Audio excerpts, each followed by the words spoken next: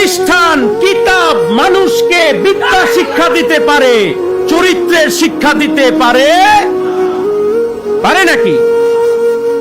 আমার সামনে এখন যারা বসে আছেন, বলেন আপনাদের কোনো পাপের চিন্তা আসে? এখন পাপের চিন্তা আছে? আল্লাহর ওলির কাছে আসলে তার নূরের তাওয়াজ্জু যখন মুরিদের সিনায় পড়ে, ওই সিনা তখন পাপ করতে পারে না।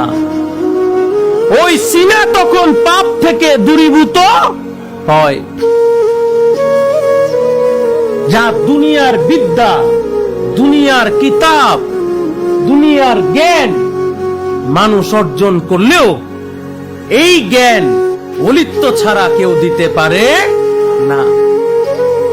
চরিত্রবান বানাতে হলে নূরে মুহাম্মদীর ধারক বাহক ওলি আল্লাহর কাছেই যেতে হবে,